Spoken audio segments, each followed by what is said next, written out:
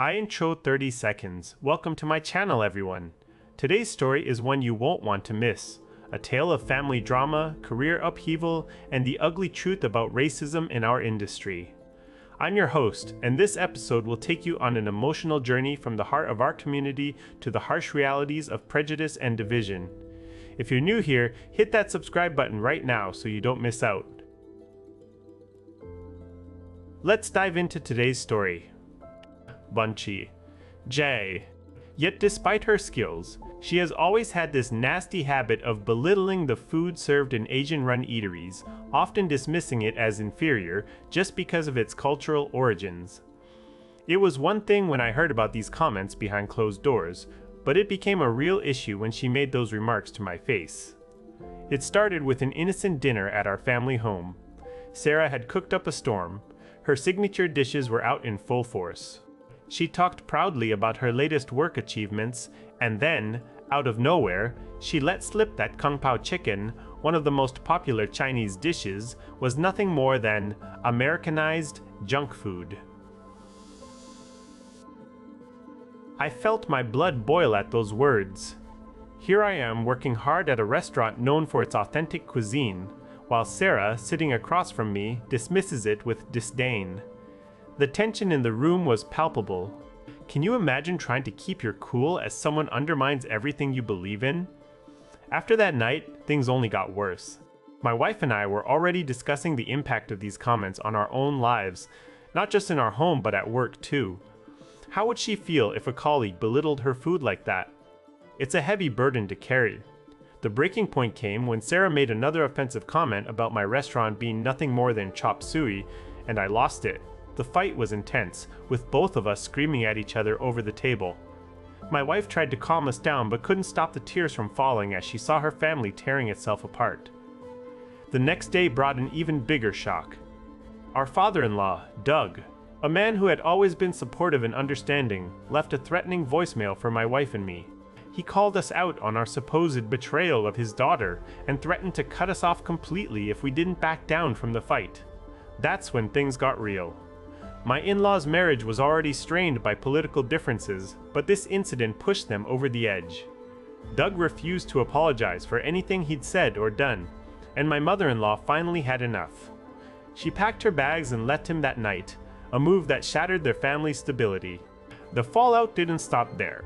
Social media erupted as word got out about the Kung Pao incident.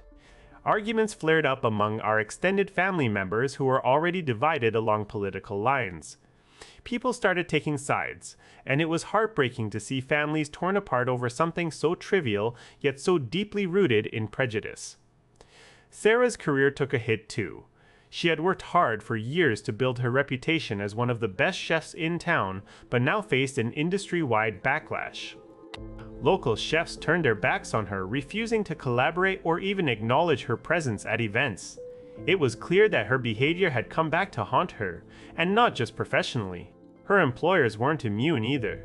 When it came out that Sarah's restaurant was partly owned by a Chinese investment company, things got ugly fast.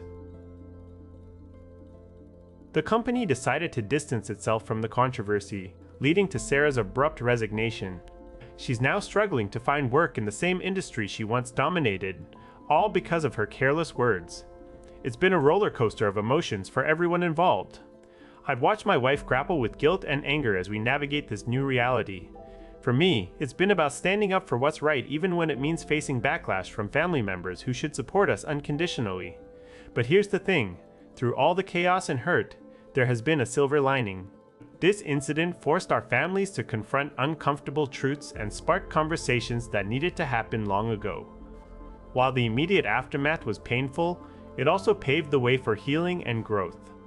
Now, as I look back on everything, I can't help but think about how far-reaching the impact of one person's words can be. We all have a responsibility to choose kindness and respect in our interactions, especially when it comes to cultural sensitivity. Outro, 30 seconds. So there you have it, a tale of family drama, career ups and downs, and the ugly truth about racism in our industry. I hope this story has given you something to think about as we move forward into more uncertain times. Don't forget to hit that subscribe button if you enjoyed today's episode, and leave your thoughts in the comments below. Until next time, stay curious, stay informed, and keep those important conversations going. END of episode. Thank you for watching. Join me on my next adventure as we explore more stories from our community. Take care. Note, this script is a dramatized narrative based on the concept provided. It aims to highlight themes of cultural sensitivity, family dynamics, and the consequences of prejudice in professional settings. END of script. Subscribe now for more insightful stories and discussions. See you next time. Feel free to leave your thoughts or suggestions below. I'd love to hear from you.